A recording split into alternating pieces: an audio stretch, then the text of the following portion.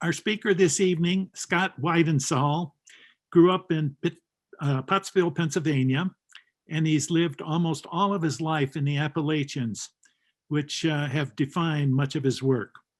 He's written more than 30 books, including Living on the Wind, Across the Hemisphere with Migratory Birds, which was a finalist for the year 2000 Pulitzer Prize. His newest book, A World on the Wing, The Global Odyssey of Migratory Birds, is a New York Times bestseller and is the subject of Scott's talk this evening. Among Scott's other works are The First Frontier, The Forgotten History of Struggle, Savagery, and Endurance in Early America, Return to Wild America, a year-long search for the continent's natural soul, and Of a Feather, A Brief History of American Birding. His writings have appeared in many publications, including Audubon, Living Bird, Bird Watchers Digest, and National Wildlife, among many others. He also lectures widely on conservation and nature and directs ornithological programs for the National Audubon Society's famed Hog Island Center. Scott is an active field researcher whose work focuses on bird migration. He is co-director of Project OwlNet, a collaborative effort among nearly 125 banding and research stations across North America studying owl migration. And for more than 25 years, he has directed a major effort to study the movements of northern saw-whet owls. Scott co-founded Project Snowstorm, which uses cutting-edge tracking technology to study snowy owls. And he's a founder of the Cultural Connections Project, which is tracking the migration of birds that breed on national park lands in Alaska. He's also part of a continental effort to understand the rapid evolution of a new migratory route and wintering range in the east by several species of western hummingbirds. He is co-founder of the Northeast Modus Collaborative, which is creating a network of nearly 150 automated telemetry receivers across the Mid-Atlantic region and New England to track the movements of bats, insects, and small birds. Scott, we're honored to have you as our speaker this evening. Well, thank you so much, Bill. It's a real pleasure to be here. And Susan and Suzanne, thank you very much for your kind words as well. Coming to you from New Hampshire this evening. It's a great thing about Zoom is we can do these things at a distance. The bad thing about Zoom is I don't get to be in the same room with everybody. And I also don't get to come to Colorado and spend a couple of days birding out there. It's been much too long since I've been birding in Colorado. But I'd like to talk about migration this evening. We're just starting to see the beginnings of it here in the Northeast. The first big pushes of waterfowl, and our first phoebes have shown up. Somebody had a very early catbird the other day. I'm sure it's probably regretting that because it's a pretty cold night up here in New England tonight. But give me a moment here. I'm going to do the screen share two-step, and we can get things started with something a little bit more pleasant to look at than me. And I'm going to assume, unless somebody tells me otherwise, that you can see a title slide right now. So I've been nuts about migration my entire life. I grew up in the mountains of eastern Pennsylvania, and 50 years ago last fall, made my first trip to Hawk Mountain Sanctuary, which I'm sure many of you are familiar with, the mother church of raptor conservation globally, really, on the Kittatinny Ridge in eastern Pennsylvania. And it was one of those rare occasions where I could point to that day and say, that day changed my life. I was 12. I was kind of a museum quality nature nerd, but that day first of all, I got hooked on raptors because raptors are cool. I mean, watching this incredible river of migrating raptors flowing down the Kittatinny Ridge was just mesmerizing. I got hooked on the Appalachian Mountains, along which those birds were migrating, and which I've traveled up and down, and really been kind of central to much of my professional life. But mostly, I got hooked on migration. Um, it blew my 12-year-old mind to think that the birds that were literally passing over my backyard in eastern Pennsylvania were coming from Greenland and the Canadian Arctic and heading to Ecuador and Bolivia and Tierra del Fuego. And in the half century since then, migration really has become kind of, as I say, really the central focus of both my personal and my professional lives. Now, back in the 90s, as Bill mentioned, I spent about half a dozen years traveling up and down the Western Hemisphere, working on a book called Living on the Wind about bird migration in the Americas. And I wrote this in many respects very much as an outsider looking in. I've always been passionately interested in the outdoors, but I don't have any kind of an academic degree in science. I've started banding birds in the 1980s. And by the 90s, when I was writing this book, I was doing a lot of not just raptor banding, which is how I started at Hawk Mountain, banding hawks and eagles and falcons, and but songbirds and hummingbirds. But as I said, I was not a professional ornithologist, but in the 25 years or so since then, I've become much more directly involved in many aspects of field research. Ornithology is one of the most forgiving of the sciences in terms of welcoming people from non-academic backgrounds who are willing to put the time in and the effort to become passionate and focused on the science. And in the 25 years since then, as I said, I've gotten very involved, particularly in the use of a lot of the cutting edge tracking technologies that are allowing us to peel back the layers of mystery around bird migration. And in the last 25 years or so, since Living on the Wind came out, we've learned a great deal more about migration, about the physiology of migratory birds, about the challenges that are facing migratory birds. And so about 6 years ago, I headed out again, this time at a global scale, writing about what we've learned in the past decades about the science of migration, and also to map out the conservation landscape for migratory birds around the world. Because I don't think it's going to come as a surprise to anybody who's watching this evening that migratory birds are in crisis. I imagine most of you either read or heard about this blockbuster paper that was published 3 years ago by some of the top ornithologists in North America, documenting the fact that we've lost about a third of North America's birds in the last 50 years, basically since that fall when I had my eyes opened that amazing day at Hawk Mountain. And I don't want to start with a complete buzzkill here this evening, but I think it's important for us to understand what we're up against. I mean, you look at that chart showing the decline in bird populations from 1970 until the recent past, and it can be pretty glum. And if you look at I promise you, this is like the only chart I'm going to show you this evening, because charts and graphs can be kind of boring. But if you look at the different habitat guilds of birds, the different groups of birds by the habitats they inhabit, well, it's not surprising, and it's certainly not going to be a surprise to anybody in Colorado, that grassland birds are the group of birds that are in the deepest trouble. Western meadowlarks, bobolinks, LeConte sparrow, grasshopper sparrow, upland sandpiper, the list goes on and on. And the reason for this is not a mystery. We have destroyed or badly managed most of the natural grasslands in North America. But if you look at the other end of that chart, you look up at the top and you can see a reason for hope and maybe a roadmap for recovery for the birds that are in the worst trouble. Look what's happened in the last half century to waterfowl and wetland birds, to ducks and geese and swans, and to a lesser extent, herons and egrets and ibis and other wading birds. Their numbers have rebounded dramatically. And the reason for this, again, is not a mystery. Starting in the 1980s, when waterfowl populations cratered because of a combination of habitat loss and prolonged drought, we as a society began pouring an enormous amount of money and time and money and political will and money and regulatory muscle into restoring and enhancing wetland habitats. And if you build it, they will come. And those birds have rebounded dramatically. We can do the same thing for grassland birds like greater prairie chickens and all the other species that exist in those threatened grassland habitats. I don't want to sugarcoat this. I don't want to make it sound easier than it is. There are other problems facing grassland birds, including pesticide and herbicide overuse, but this is primarily a habitat problem. If we put the same level of will and political muscle and resources into grassland protection and enhancement and restoration that we did into wetlands restoration, we can bring these birds back.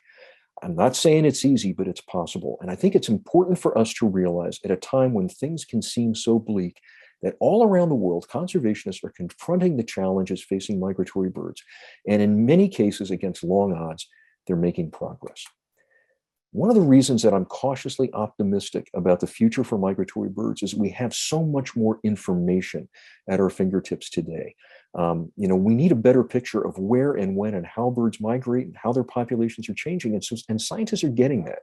We're tapping the promise of big data from weather radar to eBird that's showing us exactly how many birds of what species are where at different times of the year. And we're also using ever more sophisticated and increasingly miniaturized tracking technology that's showing us, in some cases, almost on a second-by-second basis, where these birds are, providing a window into their lives and biology.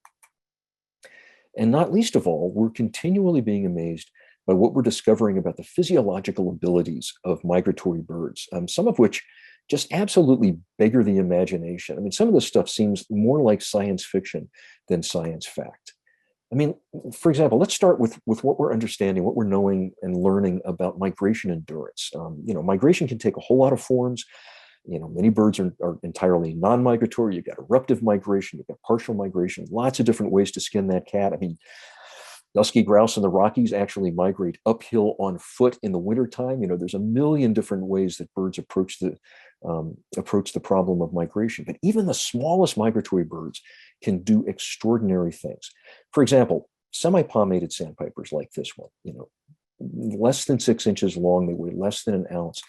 The population of semi-palmated sandpipers that breeds in the central and eastern Canadian Arctic takes off in the fall from the northeastern coast of North America and flies 3,300 miles nonstop across the Western Atlantic Ocean to their wintering grounds on the northeastern coast of South America.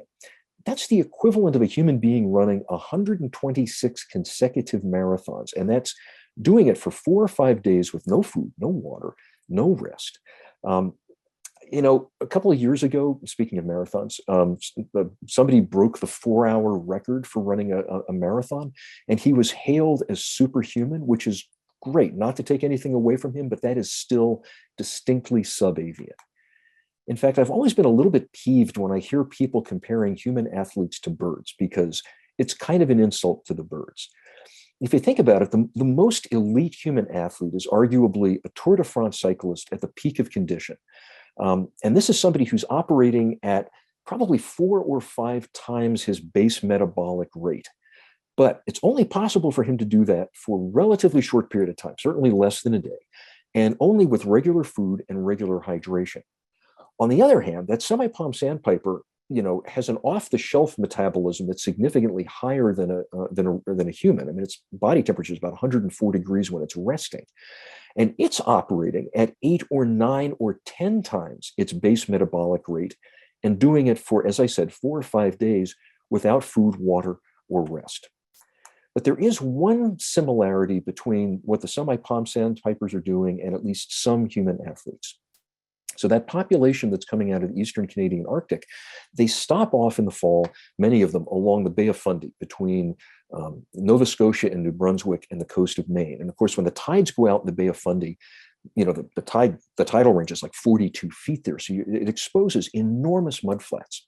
And in that mud are trillions and trillions of tiny little crustaceans known as corophium. And the semi-palmated sandpipers seek out and preferentially feed on the corophium. Now, maybe they do this because corophium tastes good. I don't know. I've never tried them. That's a little small for a shrimp cocktail. But we do know that corophium are really high in omega-3 fatty acids. And omega-3 fatty acids essentially supercharge the aerobic capacity of the bird's flight muscles. So basically what these birds are doing is juicing on a performance-enhancing drug. The difference is what they're doing is legal, or at least ethical. We're also learning a lot more about how birds navigate and how they orient themselves. And this is really amazing stuff. We've known for years that birds have a whole series of fallbacks when they're migrating, different orientation and navigation cues that they can use. One of the most important is celestial orientation, not the pattern of the stars in the night sky. They're not navigating by the constellations the way ancient mariners did, but the fact that the stars appear to rotate and one part of the night sky doesn't seem to move. And of course, that's around Polaris. It gives them their compass directions. We know that diurnal migrants like swallows or many raptors are using the position and movement of the sun across the sky as their orientation cue. There's a band of polarized light that moves kind of in lockstep with the sun that they can see and we can't. We know that seabirds, some of them will smell their way home across thousands of miles of ocean by sniffing concentrations of dimethyl sulfide that's produced by concentrations of plankton. They can actually find their way back to their single nest burrow among millions of nest burrows entirely by smell. But the most mysterious of all of a bird's navigational abilities has always been its magnetic sense. Scientists have known since the middle of the 19th century that birds have a magnetic sense, but exactly what it was has always been a bit of a bafflement. I took ornithology when I was in college in the 1970s, and we were taught that birds had tiny little deposits of magnetic iron crystals called magnetite in their brain or at the base of their bill. And the assumption was, like it kind of was a little magnet, a little compass that pulled their nose to the north. But we also knew that that if you expose them to wavelengths of red light, they lost their ability to orient magnetically. So there's something connected to vision. And the one person who had come up with the solution to this back in the 1970s was laughed out because it was such a bizarre solution. And it turns out he was right. The birds are actually using a form of quantum physics that is so bizarre that even though it grew out of Einstein's own equations, Einstein more or less disavowed it. It's what's known as quantum entanglement or radical pair theory. And before I explain this, I should say I am not a quantum physicist, so you're getting a layman's understanding of this. But let's say that you are a summer tanager flying north from the Yucatan Peninsula. You're crossing the Gulf of Mexico, heading north in the spring. You're flying through the night sky. Most birds migrate after dark, even birds like songbirds that are normally active in the daytime. And so as he's flying north, a photon of light that was emitted, 100 million years ago from some far distant star enters this bird's eye, and it strikes a protein, a protein pigment known as cryptochrome in the bird's eye, and it knocks an electron off that cryptochrome molecule and into an adjacent cryptochrome molecule. They now have an uneven number of electrons, and they are now bound together. They are quantumly entangled. They are a radical pair. And under quantum theory, as weird as this sounds, if you were to move those two linked molecules anywhere in the universe, what affected one would instantaneously affect the other.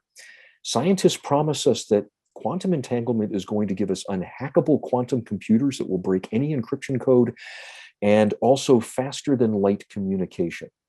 But what it also does is it briefly magnetizes those two linked molecules. So you now have a magnetically sensitive pigment molecule in the eye of the bird. And so what appears to be happening, and this is something that a physicist named Klaus Scholten first proposed in the 1970s. And when he submitted it to a journal, he was told that it was better suited to the waste can than publication. But it turns out he was right.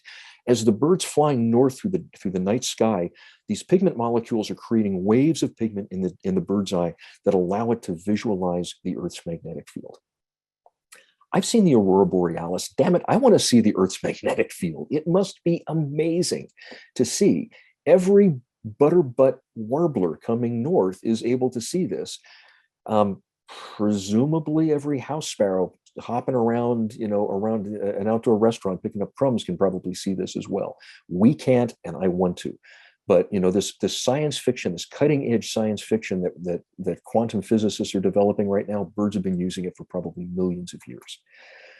All of which is amazing enough, but we still keep making discoveries that just kind of boggle the imagination and stretch credulity to the breaking point. For example, in 2013, scientists in Switzerland were studying alpine swifts like this one. And they were curious to know exactly where these alpine swifts went on their migration into Africa, where they were wintering in Africa, what routes they were taking along the way. So they captured a bunch of them. They fitted them with little backpack harnesses with tiny little data loggers, not transmitters. They weren't sending out any information. All they were doing, there was a geolocator in there that would record light levels. It would allow them to calculate the bird's position later when the bird came back and they downloaded the data. And also a tiny little accelerometer that would record how much of the bird's day was spent in flight, how much of the bird's day was spent at rest. They had that information for the breeding grounds. They wanted to get that for migration and the wintering grounds. So they fitted these birds with these little gizmos. They sent them off on their way. They waited for the birds to come back the next spring to Switzerland and recaptured them and looked at the data. And sure enough, the birds had migrated south across the Sahara and down into the bulge of Western Africa, into a fairly restricted area in Western Africa, and then back north again across the Mediterranean or up through the Iberian Peninsula, across Gibraltar, and back to Switzerland. And then they looked at the accelerometer data, and that they could hardly believe, because in fact, the first download they looked at, they assumed the accelerometer had broken because it just flatlined. According to the accelerometer, the bird never stopped flying, which is ludicrous, obviously. And then they looked at the next one, and the next one, and the next one, and they all said the same thing. And they were eventually forced to conclude that for 7 months, from the time the birds left Switzerland all the way south, the entirety of their winter in Africa, and all the way back in the spring, the swifts never stopped flying. They were in continuous powered flight. Now, as I think most of you know, swifts are among the most aerial of all birds.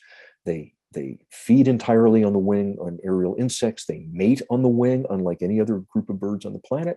If they could figure out a way to incubate an egg on the wing, they would probably do that too. But nevertheless, 7 months on the wing is astonishing. But then 2 years later, scientists in Sweden did the same experiment with common swifts and discovered that they spend 10 months a year in continuous flight, all except the 2 months when they're tied down to a nest. Now, I want to stress that these are old world swifts. There's no evidence that our new world swifts, like chimney swifts or Vaux swifts, do this. We know that, for example, black swifts certainly are taking a rest every evening when they're on their wintering grounds. But not 10 months on the wing. How on earth, for one thing, does a bird sleep? Well, for one thing, they put half their brain to sleep at a time. It's called unihemispheric sleep. And they put one hemisphere to sleep for anywhere from a couple of seconds to a couple of minutes at a time, and then alternate back and forth and back and forth. And they can lob brain consciousness from one hemisphere to the other for a very, very long time, as is evidenced by sooty terns. These beautiful tropical terns that breed on a few islands in the Caribbean and all across the tropical Pacific, when a young sooty tern leaves its nesting island, it does not return to land until it is old enough to breed at age 4.5 or 5. And for that entire 4.5 or 5 years, this bird that is not waterproof must remain on the wing, plucking food from the surface of the ocean, putting half of its brain to sleep back and forth and back and forth, remaining on the wing for years and years at a time. Most migratory birds are not able to do that. And the greatest of all the migrations are the long-distance shorebird migrations. The shorebirds, although we think of them in concert with the water, these are essentially land birds. They're not able to rest on the ocean, and so they cross these immense distances. And of course, many of these long-distance migrant shorebirds are traveling 5, 6, 7,000 miles, in some cases much more than that, in a single flight. And that kind of a migration is really only possible when you have an abundance of food at each end of each leg of the migration. So the bird can bulk up rapidly before it takes off and regain weight quickly when it arrives after exhausting all of its reserves. And these critical stopover locations, as they're known, are the most important linchpins in these hemispheric or global migrations. And there's arguably no more important stopover site on the planet, certainly for shorebirds, than the Yellow Sea between China and the Korean Peninsula. Every year, between 11 and 13 million migratory shorebirds coming from as far away as Australia and New Zealand and the islands of the South Pacific, and on their way to breeding grounds from Western Eurasia all the way to Alaska and the Yukon, stop off in the Yellow Sea, along with about 100 million other migrant birds, passerines and raptors and waterfowl. And they're drawn there by the largest mudflats on Earth. I mentioned the mudflats of the Bay of Fundy, but when the tide goes out at a place like Chaoxini, north of Shanghai, where this picture was taken, it goes out like 20 kilometers. And although the mud looks lifeless at the surface, below the surface, it is a rich buffet of macroinvertebrates and small mollusks and worms and other food for birds that have just arrived on the ragged edge of starvation. The problem is there's far less of that mud than there used to be. In particular, South Korea and especially China have destroyed about 60 or 70% of the mudflats along their portions of the Yellow Sea. They've built enormous seawalls that block off the tide. They have filled inside the seawall with hundreds of millions of cubic meters of sediment to create dry land for cities and for industrial sites or deep water aquaculture ponds like you see here that are too deep for the shorebirds to use. And the result is what one conservationist told me when I was over there in 2018. It's basically a birds per hectare equation, that for every additional acre of mudflat we lose birds because they simply have no other place to go. A couple of years ago, when South Korea built a 21-mile-long seawall that blocked the ocean from 150 square miles of formerly rich tidal flats, on which a quarter of the world's great knots depended, a quarter of the world's great knots disappeared, just like that. They had no other place to go, and there was no room for them. If you've heard about the Yellow Sea and shorebirds, it's probably because of this bird. This is a spoon-billed sandpiper. Many of you are familiar with it, I'm sure. The strangest of the world's shorebirds, and one of the rarest birds in the world of any sort. Only 200 to 600 of them left, depending on whose numbers you believe. They breed in the Russian Far East, they winter in Southeast Asia, and they are utterly and completely dependent on the Yellow Sea twice a year, especially during their fall migration when they stop there to molt. And so conservationists like Jing Li, who co-founded a small nonprofit called Spoon-Billed Sandpiper in China, and a lot of international conservation organizations like BirdLife have made the spoon-billed sandpiper the poster child of Yellow Sea conservation. They're such a strangely charismatic little bird that they've made a lot of people who would otherwise not really care that much about shorebird conservation care very, very much. But when I headed over there in the spring of 2018 to write about the Yellow Sea, I really have to admit, I figured this was kind of going to be the most depressing chapter of the book, because we really were down to just the final hours here. There was so little left of the mudflats. The juggernaut of development seemed absolutely insatiable. And then an amazing thing happened. About 2 months before I arrived in China, the Chinese government, the national government, announced a complete and sweeping ban on all further coastal destruction on the Chinese side of the Yellow Sea. What's more, they nominated over the course of the next couple of years about 24 of the most important shorebird sites in China for UNESCO World Heritage protection through the UN. And last year, South Korea followed up with nominating 4 or 5 of the most important shorebird sites on the South Korean side. The South Koreans have been a little bit slower to pick up on the conservation bandwagon here.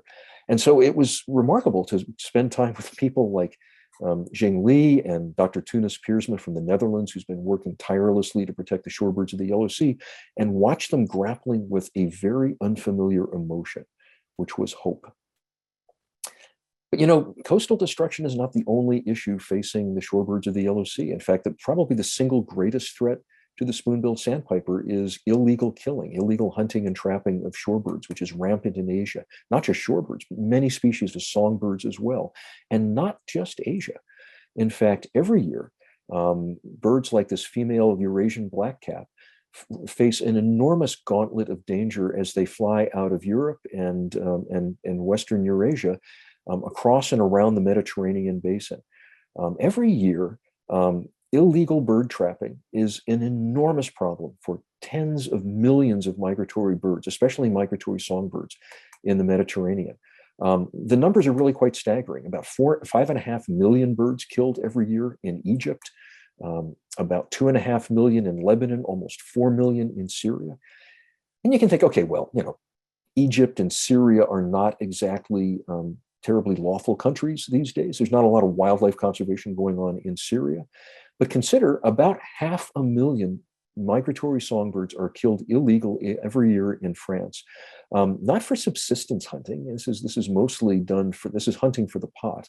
And the most dangerous place for migratory songbirds in all of the Mediterranean basin is actually Italy. 5.6 million songbirds killed for traditional foods in flagrant disregard for EU regulation every year in Italy.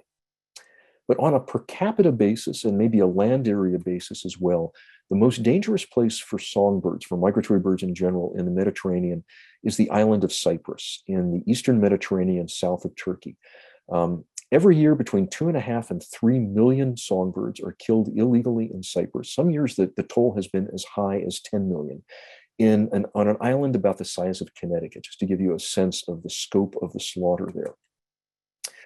Now, the way birds were originally trapped in Cyprus and elsewhere in the Mediterranean was a technique known as lime sticking, L-I-M-E. Has nothing to do with little green fruit that you cut up and put in your Corona beer. Lime actually, the word lime actually comes from an old Indo-European word meaning sticky or gluey. And what folks in Cyprus would do is they would take the astoundingly gooey fruit of the Syrian plum. I was not sufficiently warned how difficult it was going to be to get this crap off my fingers. And they mix it up with honey and a lot of other things, and they boil this up, and they make this natural glue that they smear on long, slender sticks that are then placed artfully within shrubs and trees where birds are going to fly. And so if a bird like this male Eurasian blackcap touches even just the tip of a wing or a toe or its beak to that stick, it's going to be glued fast. And the point of all this is a dish which in Cyprus and the Greek-speaking world is known as ambulopoulia. These are whole, plucked, sautéed, fall-fattened songbirds, especially blackcaps, that are, as you can see here, served whole. I apologize, I realize it's not all that long after dinner. And the idea here is you pick one of these things up by the head, you bite through the neck, and you crunch the whole thing down, blood and bones and guts and meat and juices and everything else. Again, this is not subsistence hunting. Nobody is feeding their starving kids doing this. It's illegal. If you go into a restaurant that will serve you ambulopoulia under the table, it'll set you back 60 or 80 euros. So $80, $90. And this is a luxury item. And millions of songbirds are paying the price for it every year. And it is, as I said, illegal.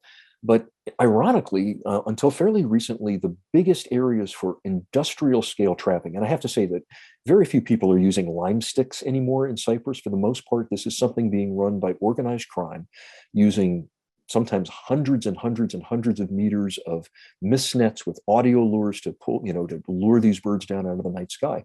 Until recently, the biggest trapping areas were on 2 British-controlled military bases in southern Cyprus, where for a number of domestic political issues or political considerations, the Brits found it convenient to turn a blind eye to this. They're not particularly popular in Cyprus, and cracking down on the poachers was seen as a way of riling up the natives.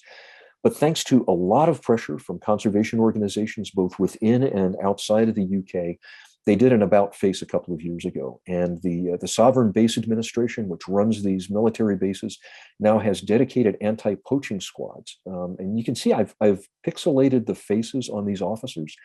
These are Greek Cypriot officers that live in these communities, and the organized criminal elements in Cyprus don't mess around. They tend to use improvised explosive devices and grenades. And in fact, there was a grenade attack on the police barracks out of which these guys were operating when I joined them for a couple of nights on their patrols, not all that long before I was there. This is the only time in my life that I've been asked what size bulletproof vest I take.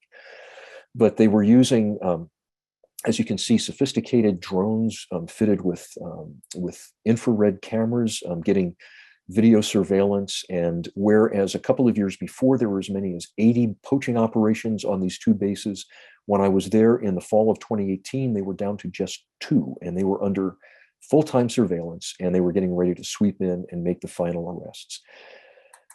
I wish every problem that was facing migratory birds was as simple and straightforward as illegal bird killing. It's a massive problem, especially in Asia, but it's a law enforcement problem. And it's something that can be solved with enough resources and enough political will. Climate change is the big enchilada when it comes to migratory bird conservation. This is the biggest challenge migratory birds are going to be facing. And it is not a surprise to anybody here, I'm sure, that this is going to be a very challenging one for us to try to overcome. You know, I've kind of gotten to the point in recent years when somebody tells me they don't really believe in climate change, I tell them I don't really care. I don't care what you think. The birds know the climate is changing, and they're reacting to it. We can see that in long-term data sets from places like Mohonk House in upstate New York, where people have been keeping really detailed phenological records. You know, phenology is the timing of nature, for more than 100 years. And we can see that many species of birds are arriving as much as 2 weeks earlier in the spring and staying in some cases as much as 2 weeks later in the fall.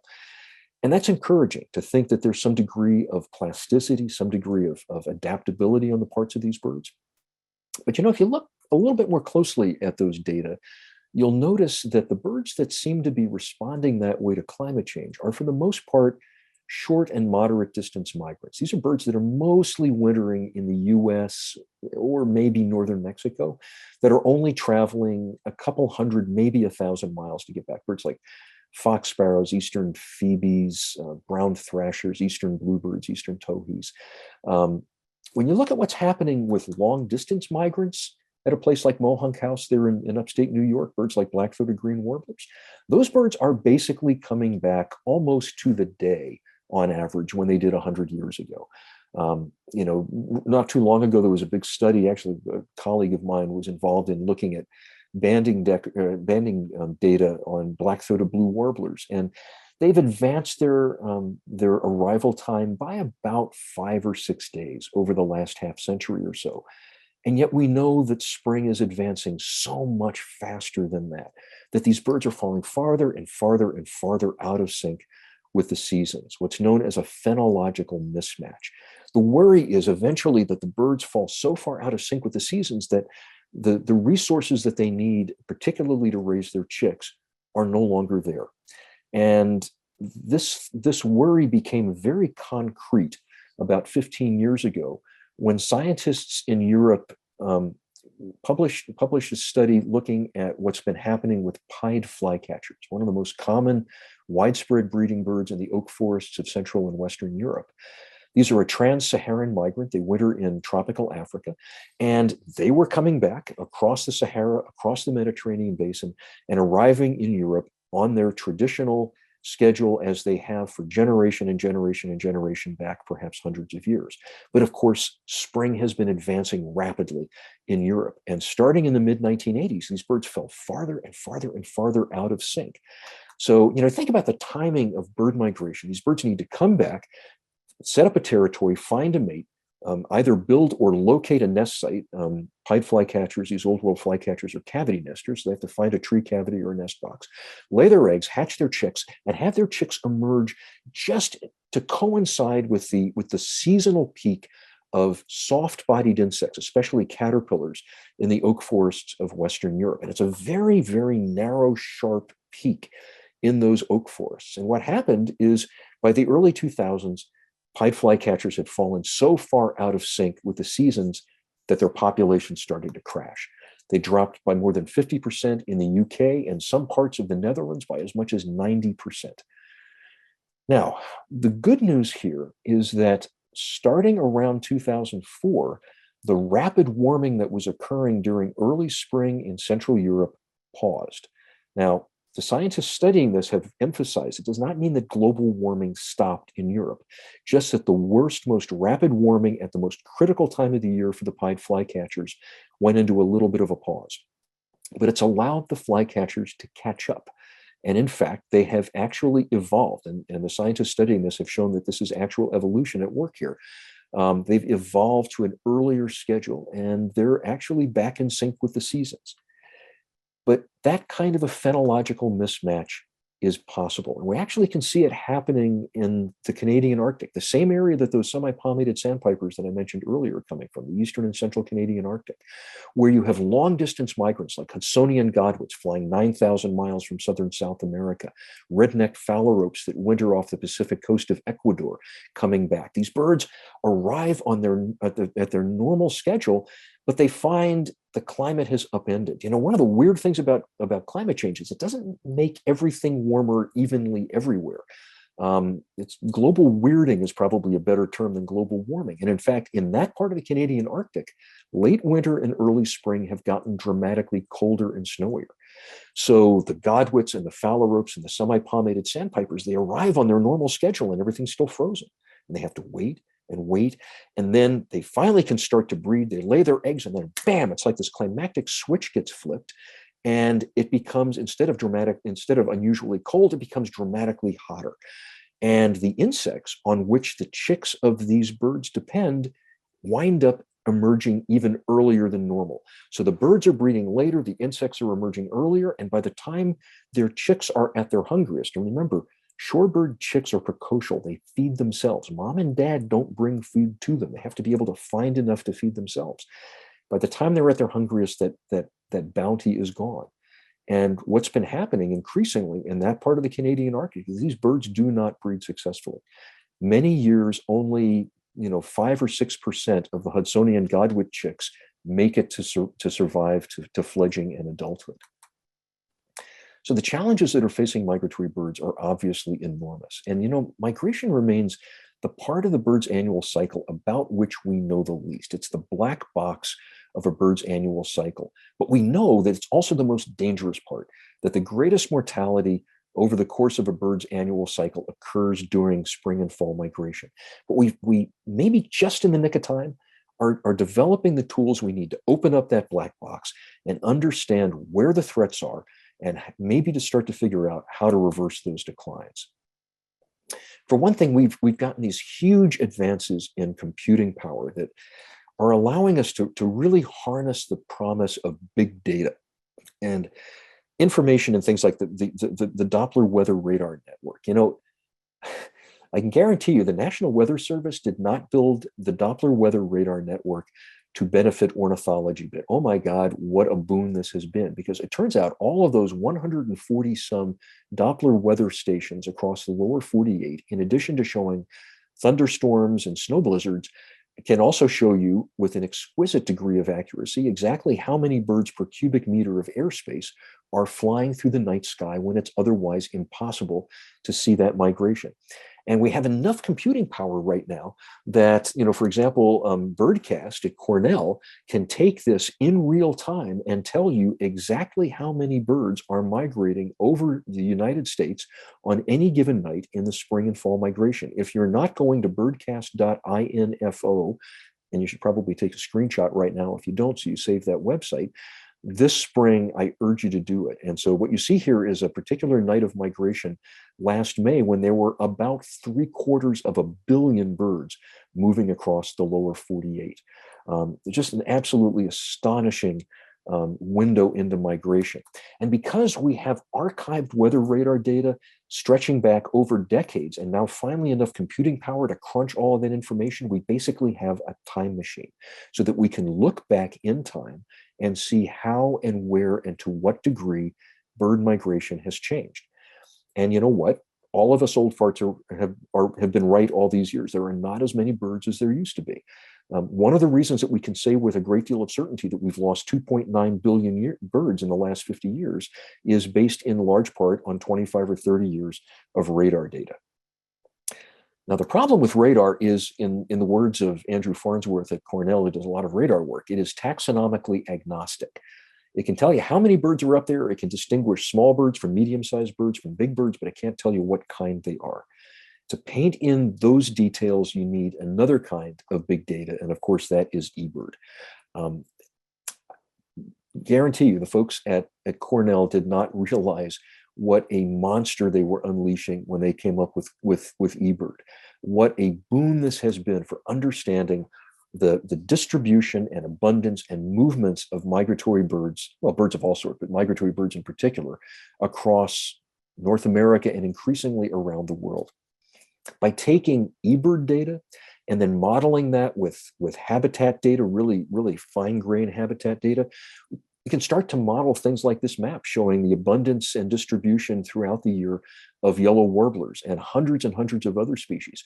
It's allowing us to see where we need to be putting our very scarce conservation dollars for land protection and land conservation and habitat restoration. Look at the way the coast of Louisiana lights up on fall migration as these birds are heading south. I'll wait through this to cycle through again. As these birds start moving south, look at Louisiana. The cheniers of Louisiana for yellow warblers are incredibly important. A couple of years ago, scientists with the Nature Conservancy in the Central Valley of California realized that they could take eBird data that showed them what species of shorebirds were passing through the Central Valley at exactly what time and in what numbers. And they could combine that with high-resolution satellite imagery from NASA showing them where and how much surface water was available. And they realized, hey, we can pay rice farmers relatively small amounts of money to flood their rice fields for just long enough to just the right depth at just the right time of the year in spring and fall, and create tens of thousands of acres of habitat for shorebirds, and do it for pennies on the dollar compared to what it costs us to buy and permanently protect land. And in those, increasingly uncommon years when there's a lot of surface water in the Central Valley, you don't have to pay the farmers anything. These layers of big data are giving us a way to make on the ground conservation differences for migratory birds. Both eBird and radar are also showing us the degree to which urban light pollution is altering bird migration, particularly fall migration, when you have a great abundance of young, naive birds on their first migration south. These are animals that evolved to navigate by starlight. So not surprisingly, the pall of light from urban megalopolises draws these birds in like moths to a flame. And in many cases to their death, because we know about 1/3 of a billion birds die every year in building collisions with urban skyscrapers in the United States. But there's two ways that we can take that information and make the world a better place for migratory birds. For one thing, we can get people to turn off their lights. Now, it's hard to get people to turn off their lights, especially if you're asking them to do that for like 2 months in the spring and 2 months in the fall, but we don't have to. We know from radar studies, especially a number of them just come out in the last couple of years, that the majority of migration occurs in any given metropolitan area, whether it's Denver or Dallas or Chicago or Cleveland or New York City. It occurs on just 3 or 4 nights in the spring and 3 or 4 nights in the fall. And we can predict when those nights are going to be based on eBird and radar and weather data. So we can send out automated alerts to say, okay, Dallas, tonight, big night, turn off your lights. Cleveland, tomorrow night, douse those lights. We don't have to inconvenience people night after night. But we also know that the birds are going to get drawn into urban areas anyway. And urban parks and green spaces are life rafts for millions, probably tens to hundreds of millions of migratory birds every year, which suggests that conservation organizations and bird conservation groups maybe should start devoting more of their resources to enhancing and restoring and building out bird habitat in urban parks and green spaces. We mostly manage urban parks just for human recreation. There's no reason why we can't find room for both. And we're going to make life easier and survival more likely for a lot of birds if we do that. As I said at the beginning, we're also benefiting from an explosion in new tracking technology. And this is something that I've been privileged to be involved in for about the last 20 years or so. It's some of the most exciting work that I've done. For example, for the last 9 years or so, as Bill mentioned in the introduction, I've been involved with Project Snowstorm, which is something that some colleagues of mine and I started in the winter of 2013, 2014, to better understand the winter migration, the winter ecology and migration ecology of snowy owls. And by the way, do a screenshot right now so you save that web address. Because at this point, we've put these high-tech GPS, GSM transmitters on more than 110 snowy owls in 17 states and provinces, from Alaska to the Canadian Maritimes and down to the Chesapeake Bay. And all of the tracking data from all of those owls is publicly available on the Project Snowstorm website. You can't see where the owl is right now because we we time delay that information to protect the owl. But nevertheless, it's fascinating stuff. These transmitters are amazing. I actually have one here. These things are about the size of a matchbox. This is one of our older models. They weigh about an ounce and a half. Solar powered. They last for years, and they operate using two technologies that most of you have in your pocket right now. They communicate with the GPS satellites overhead, and they record latitude, longitude, altitude, and flight speed as frequently as every 6 seconds. And then a couple of times a week, they dial up through the cell phone network, and they send us all of that data through the GSM cell network. So I like to tell people that my friends are cooler than your friends because I get text messages from snowy owls. And in fact, about an hour before we started this evening, a couple of our snowy owls checked in. So, you can put a transmitter this size on a bird that weighs 4.5 to 6 pounds, and it's not even going to notice. It's like less than 3% of the bird's body weight.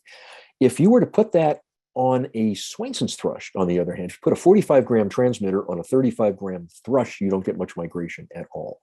And until recently, it was almost impossible to track most migratory birds, because most of them are 100 grams or less across landscape distances. But that's changed thanks to a really revolutionary new tracking technology, or at least a new tracking approach called the MODIS Wildlife Tracking System. This was a brainchild of the folks at Birds Canada, and it actually marries two fairly old technologies, VHF radio transmitters, which have been around since the 1940s, but with really, really tiny little batteries. I mean, some of these so-called nanotags are small enough not just to put on the smallest birds like warblers and hummingbirds, but actually on monarch butterflies or migratory dragonflies. And then they're tracked by a series of automated receiver stations that basically, as you can see, look like somebody forgot to take down their old-fashioned television antenna. All of the transmitters broadcast on the same frequency, so you're only monitoring one frequency, but they broadcast a coded identification pulse that's unique to that. It's when you detect it, you can tell it was a Swainson's thrush from Nova Scotia, or a white rump sandpiper from James Bay, or a great cheek thrush that was tagged in Colombia. There are now about 1,300 of these receiver stations around the world, concentrated, as you can see here, mostly in Eastern North America, but that is changing very, very rapidly. There are some really big regional projects. The one that I've been involved in is the Northeast MODIS collaboration. As Bill said in the introduction, we're just wrapping up this year installing about 150 of these stations in the Mid-Atlantic and New England, primarily with a combination of private funding and U.S. Fish and Wildlife Service funding. But there are similar large regional efforts going on all across the Western Hemisphere. There's an 8-state Midwestern project that's being funded by the U.S. Fish and Wildlife Service. There's a lot of work going on in the Intermountain West. Of course, there's folks working in the Great Plains and the Chihuahuan Desert and the Pacific Flyway. Some of our folks from the Northeast MODIS collaboration are in Puerto Rico as we speak, helping Birds Caribbean start to build out a Caribbean-wide network. There's a lot of stuff going on in Latin America. It's really been exciting, and increasingly around the world. The other really cool thing about MODIS, and here again, grab a screenshot of this so you save that web address. Just go to modis.org. By the way, MODIS is not an acronym. It's from the Latin word meaning movement. All of the tracking data from all of the more than 36,000 birds and bats and bugs that have been tagged through MODIS, again, is publicly available. I included this slide of common nighthawk migration out of Canada because one of my former owl banding volunteers is doing her PhD work at Guelph University, but they're tagging common nighthawks in the West as well. And even though there's not as big a MODIS network in the West, it's already providing some really amazing tracking results out there. This explosion in tracking technology gives me a great deal of hope that we're going to figure out what we need to know about migratory birds in time to save migratory birds worldwide. And sometimes hope is the hardest thing to find when you're talking about bird migration. I mean, look, the challenges are enormous, and it's really easy to despair. I have days when I just kind of shake my head and wonder why we keep pushing this rock up the hill. But then every once in a while, you come across a story that encapsulates a lot of the challenges facing migratory birds, but also shows what is possible in even the most remote parts of the world with even some of the poorest people on the planet. Which is why I want to wrap things up here this evening, taking you to one of the most remote places I have ever had the privilege of visiting. This is Nagaland in northeastern India. It's that little bit of India that sticks up between Myanmar to the south and China to the north. Ruggedly mountainous, densely forested. And every year in October and early November, millions and millions of Amur falcons pause in Nagaland in the middle of their migration, going from their breeding grounds in Siberia and Mongolia and northern China, en route to their wintering grounds in southern Africa. These are birds about the size of an American kestrel, almost entirely insectivorous, or at least highly insectivorous at this time of the year. And they're drawn to Nagaland by the emergence of trillions and trillions of subterranean termites that, in the wake of the seasonal monsoon rains, emerge from underground, big, fat, juicy winged termites that go up in these mating flights. So the air is filled every day with trillions and trillions of big, juicy termites that are the perfect food for a falcon that has one of, if not the longest migration of any bird of prey on the planet. About 18,000 miles a year, including a 2,400-mile long overwater crossing across the Indian Ocean. That is by far the longest overwater migration of any raptor, down to their wintering grounds in southern Africa, where they spend the austral summer feeding on termites. We didn't know anything in the outside world about Amur falcons in Nagaland until 10 years ago, in the fall of 2012, when Bano Haralu, the woman there on the right, who is a former television and print journalist, she is a native Naga. The Naga are a Tibeto-Burmese ethnicity that inhabit Nagaland. They're not. Nagaland is the defiantly un-Indian part of India. They've been trying to break away from the rest of India for almost 80 years at this point. But Bano had come back to Nagaland and set up a small conservation and wildlife trust. And she had been hearing rumors about almost unbelievable numbers of falcons in a remote part of Nagaland near the community of Pangti. And so in the fall of 2012, she, with her colleagues there from Conservation India, headed to Pangti to see if they could find the falcons. And they did. But what they found was also a charnel house. They discovered that the community of Pangti and some of the surrounding villages were killing about 140, 150,000 of these falcons every year during a very brief window at the peak of the migration. Now, I want to stress, this is not a traditional subsistence hunt. This is not something that the Naga had been doing time immemorial. In fact, they had only started less than 10 years earlier, after the Indian government built an enormous hydroelectric dam along the Doyang River that flooded their farm fields. And for reasons we don't really understand, also at the same time, these falcons, which had always been passing through Nagaland on their migration, began gathering at night in groves of trees alongside the reservoir in astoundingly dense nocturnal roosts, tens and tens and tens of thousands of falcons packed into just a couple of acres of forest. Well, the dam had flooded their farm fields. They weren't really able to fish in there because it was full of downed trees. So this to them looked like literally manna from heaven. And I use that term specifically because the Naga are about 95% Baptist. They saw this as a gift from God, and they began catching these birds, killing them, smoking them, and then selling them for food in larger towns and cities, and using the money primarily to pay for their children's education fees. Well, as you can imagine, when word of this got out, it caused outrage in the international conservation community. The Amur falcon is a common bird, but it's not that common that it could withstand that kind of slaughter year in and year out. But a remarkable thing happened.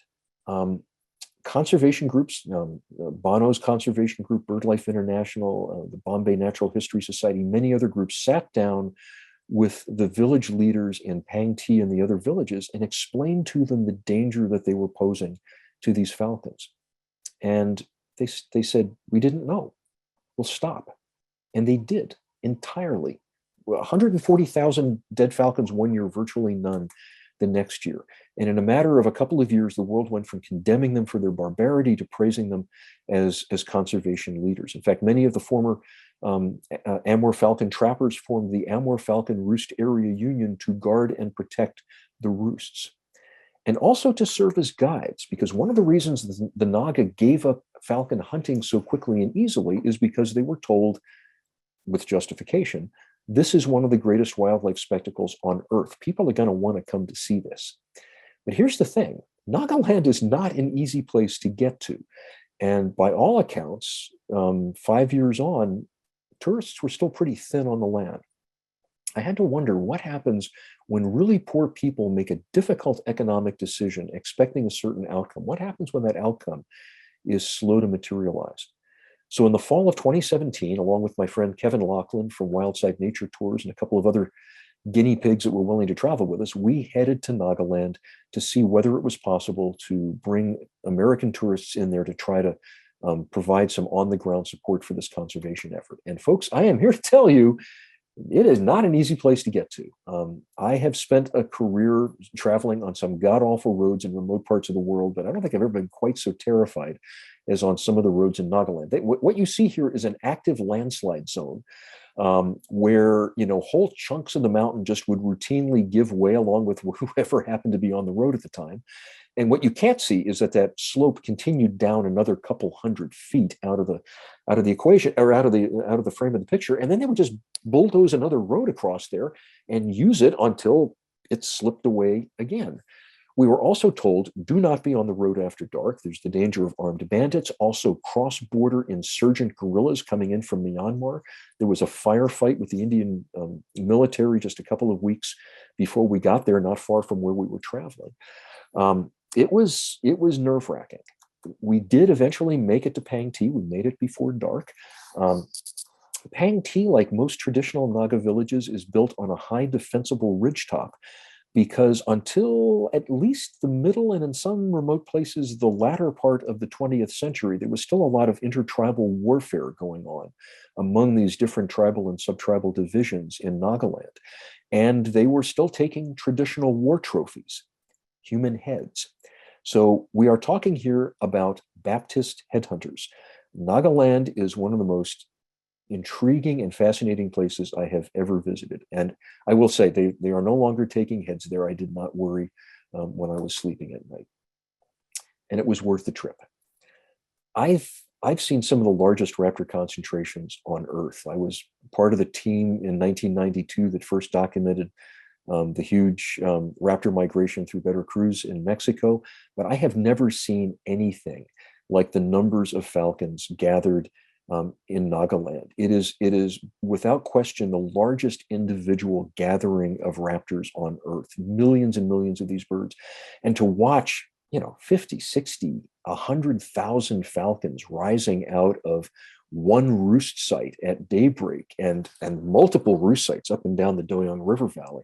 You see these great gray columns of birds, these huge reverse tornadoes of falcons. In the pre-dawn darkness, before you can really see what's going on, you just hear the rushing, what sounds like the rushing of great winds overhead. And then the light comes up and you realize it's just the sound of these tumultuous wings up there. It is worth the trip. It is worth the bone-jarring, tooth-rattling, maybe we're going to run into armed bandits trip to get in there in order to see this.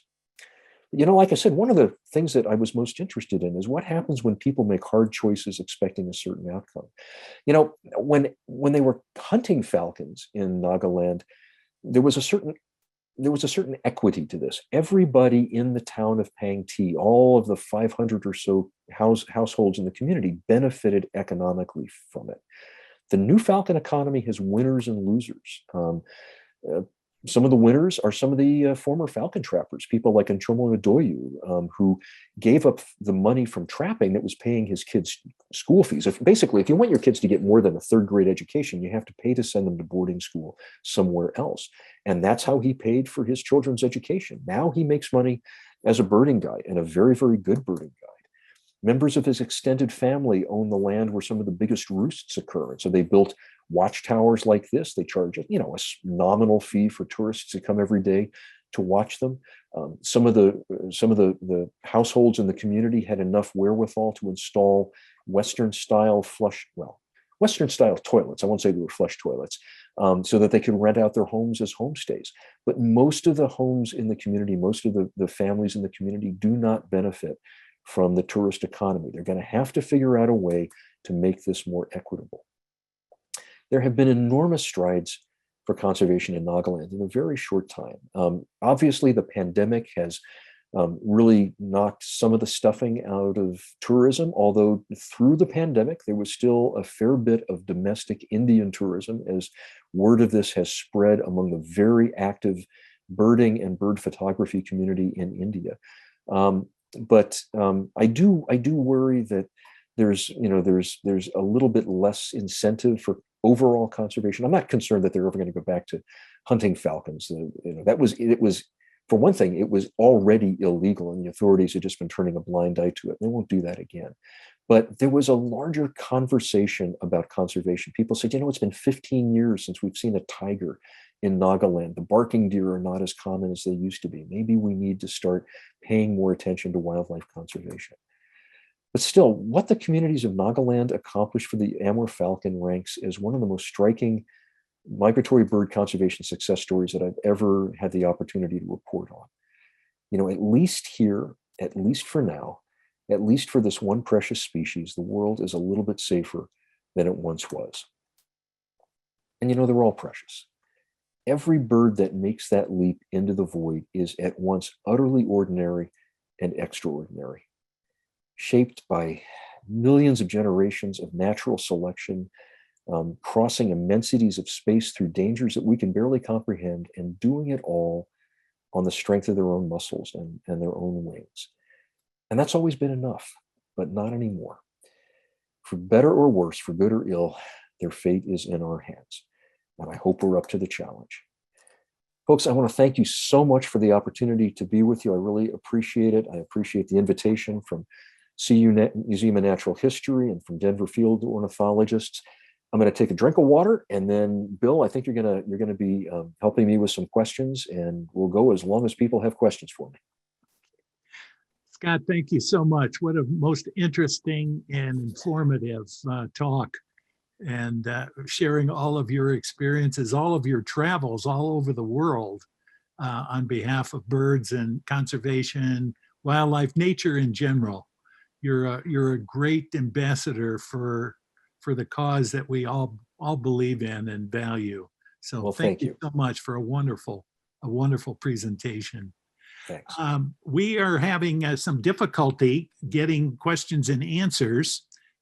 They're starting to come in now, so that's good. But we thought we had a problem, some kind of a technical problem with getting questions because they weren't coming in, but they're starting to come in now.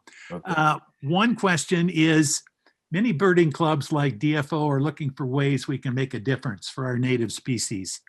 Do you have any advice for finding the sweet spot where we can have positive impact without spreading ourselves too thin? Sure, and that's always the problem, and we can't do everything all at once. We know that there are certain things that have a real impact on migratory bird conservation. And this, the first one I'm going to suggest isn't really so much at the club level, it's at the individual level, although the clubs can certainly get involved in this, and that is get involved at the local level in land conservation and land planning. It ain't sexy. Nobody, you don't see people clamoring for the ability to serve on the local planning and zoning board or showing up at planning and zoning meetings, but that's where land conservation decisions are made. And you better believe that the people who want to destroy and develop land are going to be involved in that process. So, support your local land trusts, find out what's going on at the local level, make sure that your local elected representatives understand that land conservation and natural history conservation are important for them. An awful lot of our neotropical migrants winter in Latin America, where they use shade coffee farms. So seeking out and buying certified shade coffee, especially that's certified by the Smithsonian Migratory Bird Center, their bird friendly certified coffee is a great way of supporting that. I've seen this at work in places like northern Nicaragua, where because of the premium price that farmers are getting for their, it looks like Bill's having some trouble there. We can hear you, Bill, if you can hear us. Okay. Okay. So I was having technological problem accessing. It shows 9 questions coming in, but I can't access them on my screen. If you pull up the Q&A and click the open button, that'll show you the questions that haven't been answered yet. Oh, okay. All right. Thanks, Scott. Not a problem. It's not my first Zoom rodeo. Learning this technology here. Yeah. So let me just finish up on the shade coffee thing. I've seen this in northern Nicaragua, where because of the premium price that the farmers are getting, these mostly small family farmers, as opposed to like big multinationals, that they're getting for their certified shade coffee, they are buying up and reforesting denuded old cattle pastures, old grain fields, planting them with native vegetation that they're raising in their own nurseries, and creating new migratory bird habitat in southern Mexico and northern Central America, which is, along with the Caribbean, the most important area for the greatest number of migratory songbirds coming out of North America. So that, keep your cats inside. I mean, that's often the third rail of bird conservation. Nobody wants to touch the whole cat issue, but I think given the fact that cats kill more birds than any other single anthropogenic cause, we need to be tackling that as bird conservationists. There's 3 quick things that individuals and clubs can do. Okay, thank you. Another one, are you familiar with John Hagstrom's work on bird navigation by ambient sound? And what do you think of it?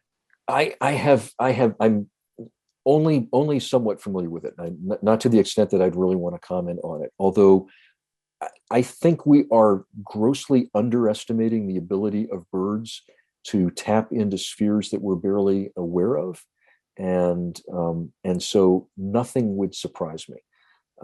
For example, there was a lot of skepticism a couple of years ago revolving around a paper that was published. Actually, one of the co-authors was one of my former research technicians, that suggested that golden-winged warblers breeding in the southern Appalachians in Tennessee were able to detect a massive storm front moving across the country a day or two before it arrived in Tennessee, moved to western Florida or western Cuba for a couple of days until the storm front passed, and then came back to Tennessee again. And there was some skepticism about the geolocator analysis, but mostly people said, how the hell could a bird understand? How could a bird detect storms coming that far in advance? I actually had an interesting conversation not too long ago with a meteorologist at Penn State who's also an avid birder, who pointed out that birds can hear extremely low frequency sound waves, which was what the authors of the paper suggested. But they can also, it's possible that they're also detecting atmospheric waves that are generated hundreds and hundreds of miles in front of big storm fronts like that. We don't know if birds can detect those kind of atmospheric waves, but it would not surprise him and it would not surprise me. I think we have a lot to learn about how birds understand and sense the world around them, and how they use those abilities to orient and navigate and make their way through the world. Mm-hmm. Great. Ted Floyd sends you greetings, Scott. He says, what a fantastic talk. So do you know about the amazing new Black Swift paper published 2 weeks ago? Oh, God, no, I don't. I'm anxious to hear about it. By the way, thank you, Ted. Always nice to know Ted's in the audience. And I would love to hear more about this. Bill, do you know anything about this amazing Black Swift paper? I don't. Oh, God, no.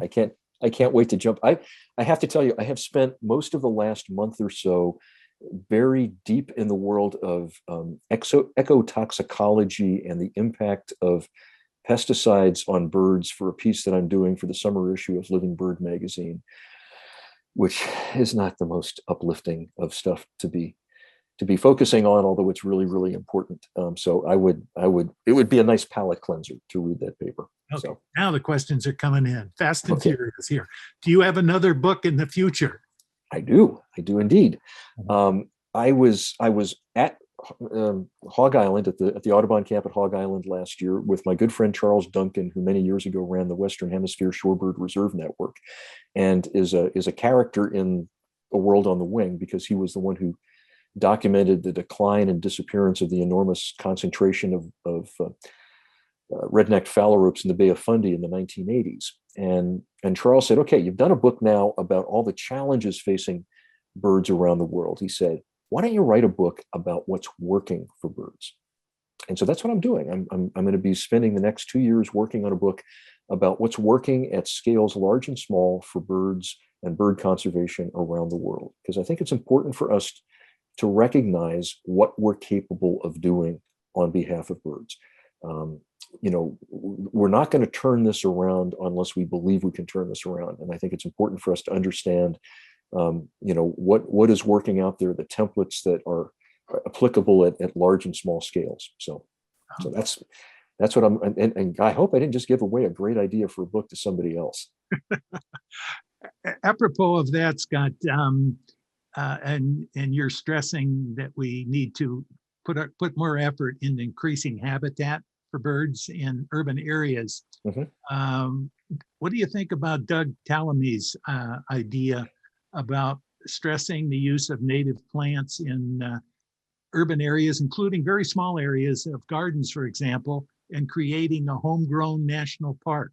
Absolutely. If us done this, we would have more land devoted favorable to birds than the total area of national parks in the U.S. That's right. I am an evangelist for the gospel of Tallamy. I think Dr. Tallamy's work is superb, and he's actually with that suggestion picked up on something that the late Sarah Stein, a point she made many years ago in her book Noah's Garden, where she said, if every homeowner in America planted one native berry-producing shrub in their backyard, we could create millions of acres of potential habitat for migratory birds. I've quoted Doug Tallamy many times talking about how when you plant native plants, you're binding together broken ecological connections, and it doesn't have to be a lot. If you can go crazy and plant a ton, great. But I mean, one oak tree can make a huge difference for migratory birds if you multiply that across millions of yards. And I think there's an increasing focus on that. I read a wonderful article just this morning in the New York Times about the No Mow May movement, where you're asking homeowners not to mow their lawns for the month of May, so that dandelions and clover and all those other, they're not native, but they're full of life. They're full of flowers. It's a great way to give pollinators a plug. And it's also baby steps toward getting people to recognize that a lawn doesn't have to be a manicured, herbicide-soaked piece of green concrete. It can be something that's vivid and living and a boon to the ecology rather than a drain on the ecology. Okay. How do you catch the snowy owls to attach the transmitter? Well, most of us mere mortals use bow nets, which are like big spring-loaded, like a giant mouse trap with netting on it, or what are known as Balsha tree traps, which are a noose trap that gently nooses the legs of the bird. But one of our collaborators, a biologist named Selena Creed at the Detroit International Airport, actually grabs them by hand. And I've seen video of her doing this. I mean, this is about as badass approach to raptor trapping as I've ever seen. She actually is able to sneak up on these birds on the airport. And this past winter, she hand caught 4 of them. It's amazing. But no, for the most part, we're using the same kind of traps that other raptor trappers use. We have to use live lure animals, but they are caged and protected, and we take very good care of our lure animals. We take very good care of our snowy owls. Okay. Apropos of shade-grown coffee, we had a viewer mention Birds and Bears is a source of shade-grown coffee locally. Natural Grocers sells it. And then also this person may be coming in from Guatemala. Cheers from Guatemala. In Guatemala, many coffee farms use avocado, bananas, many other plants for their coffee. Very friendly with migratory birds. From mid-September, we start to see them until mid-May. Yep. Yep. Yeah. I mean, it's some of the best birding I've ever had are on shade coffee farms in parts of Latin America. Again, particularly northern Nicaragua. I've just 30 years of traveling in Latin America. I've never seen so many neotropical migrants on those old traditional shade coffee farms. You have to understand, if shade coffee is a new concept to you, the way coffee was traditionally raised in Latin America and the Caribbean is, in the shade of an existing, diverse, functioning natural forest. And what happens increasingly is the farms get sold or leased to big companies. They bulldoze the forest. They plant sun-tolerant coffee that's soaked in herbicide and fungicide and pesticide, has about as much value to biodiversity as a parking lot. And you have to be careful, because a lot of what's sold as shade coffee is what's known as technified shade, where they've created this huge monoculture, but they've got a few widely scattered eucalyptus trees that aren't even native to Latin America, providing a little bit of shade. That's why I really urge people to look for certified shade coffee, and the gold standard is Smithsonian's bird-friendly coffee. It's third-party certified. It's by far the most rigorous certification program. There's a raft of peer-reviewed science to show how good it is for birds and butterflies and herps and all kinds of stuff. Great. If the United States goes to permanent daylight savings time, will that have an impact on lights out programs and migrating birds? That's a good question. As somebody who lives in the far north, I hope to God they don't go to permanent daylight savings time. Some of us are old enough to remember when that happened in the 1970s, and it was not fun. Going to school at 8:30 in the morning when it was still pitch black. But God, I'd have to think about that. If the thing is, the birds are coming down before daybreak. And if we go to permanent daylight savings and the lights are on in the morning rather than the evening, it's kind of a wash. I'm not sure it's really going to make that much of a difference. But yeah, I mean, frankly, my feeling is if we got to go to permanent anything, we need to go to permanent standard time. But I recognize this is the new great polarizing argument in American culture. So I won't get into that too much. Okay. Any tour companies you know of that go to Nagaland? The only one that I know of is Wildside Nature Tours. We've got a tour that's scheduled for this fall, but I want to stress this: you got to be adventuresome for this. I mean, we're staying. We're not staying in hotels. We're staying in people's homes. They are cooking for us on over an open fire in a dirt floor cooking area. The food is delicious. I've rarely eaten as well when I'm traveling, but just getting there is many days of travel, including a full 12 or 14 hours over just god-awful roads. I actually usually spend more time talking people out of going on a Nagaland trip than trying to talk them into it. But if you're looking for an adventure, that's one. We're supposed to do one this fall. And what's the name of the company that offers that? And they have a website, I would assume. They do. It's Wildside, one word, Wildside Nature Tours. Kevin Laughlin out of southeastern Pennsylvania. Kevin's the one that I traveled with when we went there in 2017. Okay, Wildside Nature Tours. That's correct. Okay, so people can just Google that. Yep. Get more information about that. Okay. Do you have a book that somebody could look at to survey where to go on a vacation to see birds? I know that's a very general question. Yeah. That's why I'm thinking of anything that you would recommend. I know there's plenty of them. Oh boy, I can't think of one good book. I mean, the fact is, like, probably the only place you could go on the planet and not see birds is the middle of the central Antarctic plateau. So you'd probably want to narrow it down a little bit. The amazing thing is there's so much material available online right now.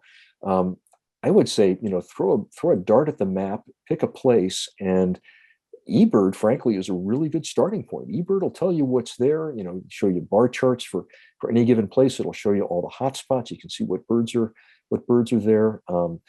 But I was defeated by the generality of that question, I'm afraid. Yes. Well, it's a pretty broad subject for 10,000 species of birds out there. You get your pick. Yeah, and there are a lot of birding companies that offer tours around the world. Yeah, so very good. Well, Scott, thanks again for so much of a wonderful question, answering questions and your talk. Fascinating, and I'm sure people would learn more about getting some of your books as well to learn more about the experiences you've had around the world. Well, thanks, Bill. Particularly regarding bird migrations.